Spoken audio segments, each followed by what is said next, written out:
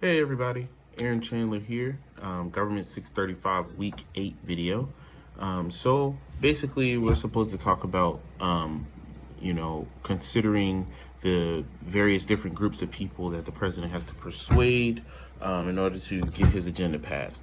So when it comes to the character and commitment that we kind of read about in the books and in the chapters, I feel like this president in particular is extremely different from a lot of the other presidents that we've had in the past.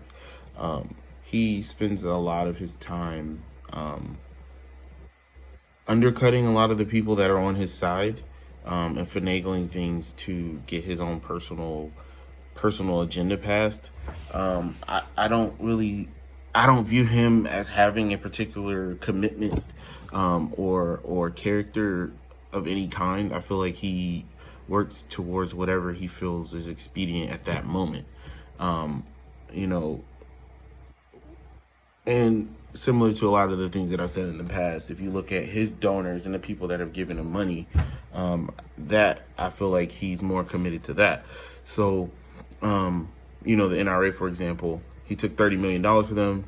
We have mass shooting after mass shooting. He comes out and says he's going to change things, and then they come up, talk to him, and then he's like, okay, never mind, we're not going to do that. So, to me, there's no commitment to principle there. I feel like there's certain things that he wants, and he twists political arms to get them. And he'll tell any other Republican senators or congressmen or congresswomen and say, hey, you go along with what I want you to do, or I'm going to primary against you and you're going to lose.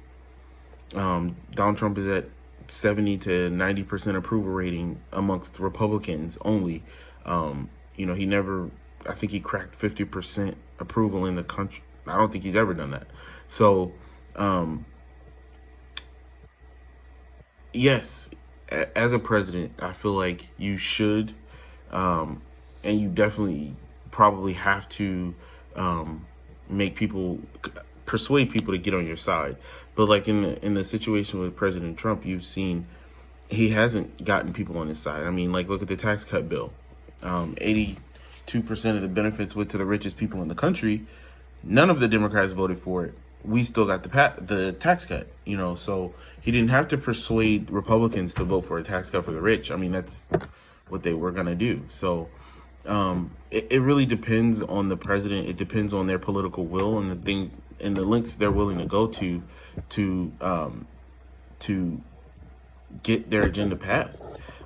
President Obama, all the good things and the bad things about him, he was more of a statesman. He spent more of his time trying to build those coalitions with the other senators and congressmen and people in the government. He didn't go out and tell people like Joe Lieberman, if you don't support my public option in Obamacare, we are going to primary against you. He didn't go out and tell all of the conservative Democrats to come more towards the hope and change that he campaigned on. No, he tried to meet them in the middle, where instead of putting a public option in Obamacare or going for single payer or making drastic changes in the wars, I mean, he ramped up the wars. So it really, like, when you talk about principle and when you talk about, making those coalitions and working together, persuading people to come over to your side, I think if you look at the examples we have of President Obama, who did that, and President Trump, who did not do that, who just rams his things through, and he'll pick off the one Joe Manchins of the world, and the Dianne Feinsteins of the world, which one is more effective? I mean, President Obama had a much higher approval rating around the world, but President Obama made most of Bush's tax cuts permanent because he barely could get bills with the budget passed. Trump could barely get bills with the budget passed, but he passed the budget he wanted. He shut down the government for 30 days, which was a disaster. And as a federal employee, I was lucky because I worked for the Department of Defense, but he passed the budget he wanted. He got a gigantic increase to the military budget. He got more funding for his wall twice, and then he took money from the military with the national emergency, rather than going through the Congress and trying to build coalitions and explain to them why he needs the wall so bad and make a good point. It really just, to me, I'm starting to shift more to the thought process of, we're at a gridlock in Washington.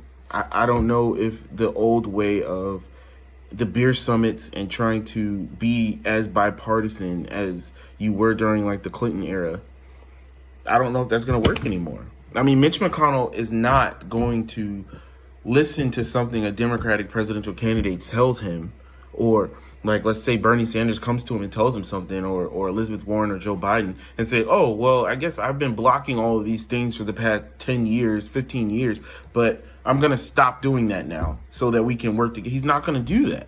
So like, when to me, Trump is showing us that those days are over, or at least for now they're over. So it might be more beneficial to twist political arms and just say, hey, if you don't agree with my agenda, because this is my agenda, this is why I believe in it, this is what the American people want, here's the polling, and I'm showing you that the majority of the American people want this policy, and I need all of you senators, I need all of you congressmen, or all of you guys to work with me on this. If you don't, we got to get rid of you.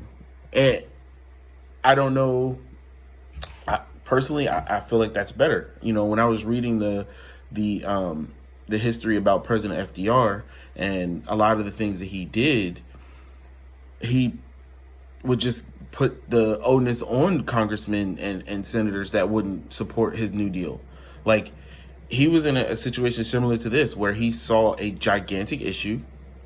We were in the middle of the Great Depression, and the world was at war, and he was trying to see what was going to happen with that. He was trying to nudge us towards it, pull us back, and, but in order to get out of the Great Depression, we didn't have time for gridlock. We didn't have time. Like, a Mitch McConnell at that time would have been a detriment to the country, because he wouldn't have allowed for them to even discuss it on the floor of the Senate. So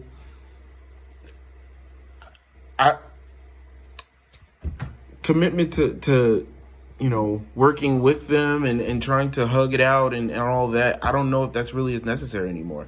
That's just my opinion. That's just the way that I'm starting to look at things, because you see the gridlock, you see nothing gets done.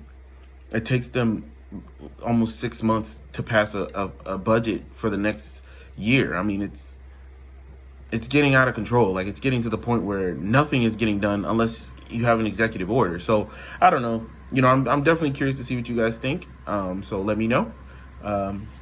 And more power to you. God bless. See you guys later.